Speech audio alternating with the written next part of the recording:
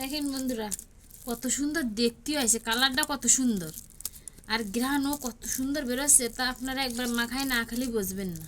আমি এই যে মাখাচ্ছি আমার জিভে জল চলে আসতেছে যে এক্ষুনি খেয়ে ফেলি। নমস্কার বন্ধুরা, আজকে আমি বানাবো মালঞ্চ শাকের ভর্তা। মালঞ্চ শাকে আমাদের এলাকায় মালঞ্চ বলে, আবার কোনো কোনো জায়গায় নলরপ শাক বলে। এই শাক চিংড়ি মাছতে ভাজা খাইতে খুব সুন্দর লাগে। তা আমি আজকে ভর্তা বানাবো। এই দেখেন সাথের থেকে কত সুন্দর নখনকে মালঞ্চ শাক তুলে নিয়ে এসেছি, এইমাত্র তুলে নিয়ে আসলাম।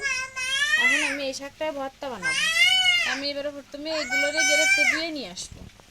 দেন আমি শাক কটা কি সুন্দর করে গেরেতে দিয়ে নিয়ে এসেছি। এবার একটু গরম জল দিয়ে ধুয়ে নেবো।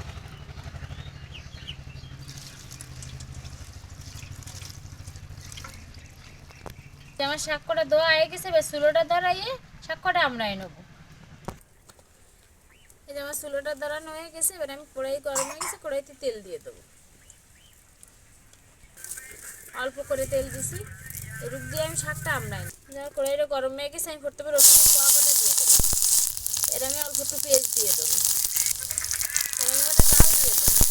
জালটা একটু বেশি দিতে হবে, তাহলে একটু জাল জাল হবে। এবার আমি শাক কটা দিয়ে দেবো। এই শাক কটা উল্টে ফেলতে একটু আমড়ে নেব।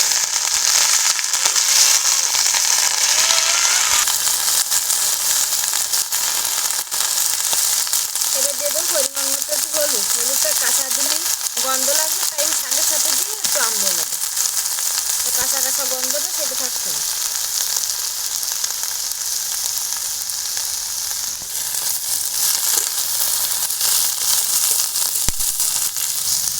সামান্য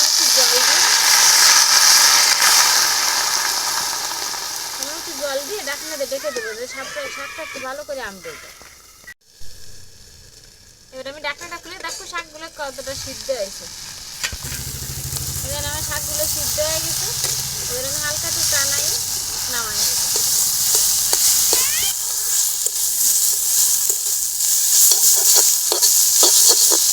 এবার আমার শাকগুলো প্রায় আমড়ে আছে, শাকগুলো গলে গেছে। এবার রসুনগুলো আমার গলে গেছে। আমরা এই সাথে কত সুন্দর দেখাচ্ছে। এই শাকটা ভর্তা বানালে আরো বেশি সুন্দর দেখাবে, আর খাতিও খুব স্বাদ এই শাকে।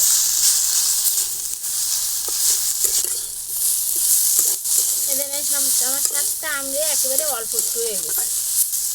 এবার আমি এটা নামাইয়ে বাঁচিয়ে নেব।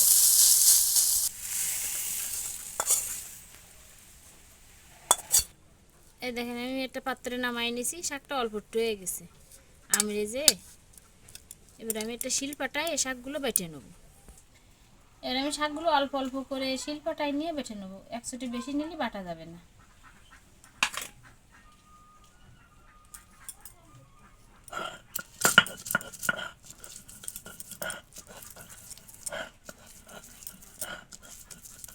দেন কতটা সিদ্ধ হয়ে গেছে, বসা দেওয়া মাত্রই একেবারে ফিনিশ হয়ে যাচ্ছে।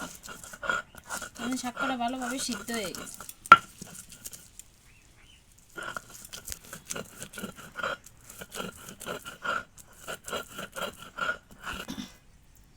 এই যে আমার এইটুক বাটা হয়ে গেছে, এবার আমি বাকিটুক নিয়ে নেব।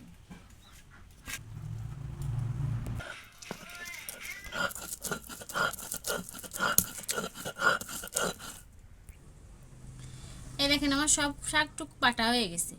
এই যে আমি শিলির পরে রেখে দিছি। এবার আমি এই প্লেটে এবারে জাল পেঁয়াজগুলো মাখাই নেব। আমি যে প্রথমে পরিমাণ মতো লবণটা দিয়ে দিলাম।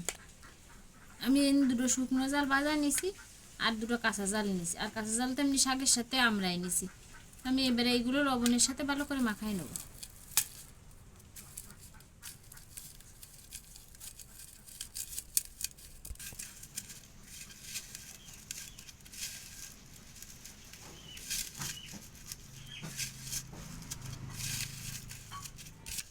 এই যে আমার শুকনো জালটা মাখানো হয়ে গেছে, এবার আমি কাঁচা জাল দুটো এর সাথে মাখাই নেব।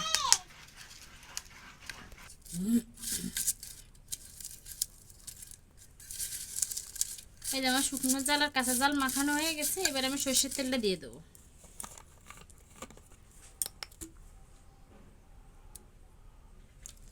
শাক তো একটু বেশি করে সরষের তেলটা দিতে হবে, তাহলে ঝাঁঝটা ভালো হবে।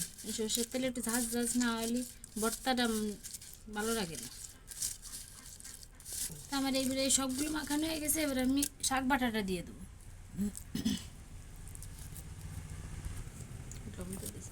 এবার আমি এই সবগুলো ভালো করে মাখাই নেবো।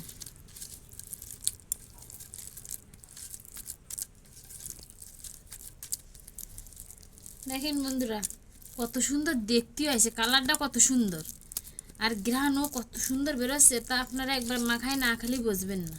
আমি এই যে মাখাচ্ছি আমার জিভে জল চলে আসতেছে, এক্ষুনি খেয়ে ফেলি। এই যে ভর্তা যে ঘ্রাণের বেরোচ্ছে, তাই এক থাল ভাত নিমিশে এই দিয়ে খাওয়া যায়। আপনারা এরকম ভর্তা বানায় খাবেন বাড়িতে, দেখবেন কতটা লোভনীয় ভর্তা। এমনি ভর্তাটা সব ভর্তাই খুব সুন্দর লাগে, তো এরকম শাক ভর্তাটা তো আরও বেশি সুন্দর। তো আমার মাখানো প্রায় শেষ, আমি এই যে এর কয়েকটা পেস্ট কুচিয়ে রাখিছি, এগুলো ওর সাথে দিয়ে দেবো। এই কাঁচা পেঁচির একটা অন্যরকম স্বাদ, প্রথমেতে দিলেই সেই স্বাদটা পাওয়া যায় না, তাই আমি শেষের দিক দিলাম।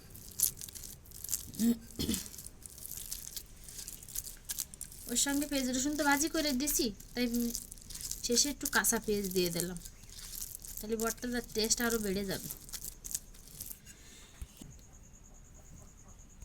তো বন্ধুরা, এবারে দেখেন আমার ভর্তাটা মাখানো হয়ে গেছে, দেখেন কত সুন্দর আছে দেখতে। তো আমি এবারে এই একটা পাত্রে উঠিয়ে নেব।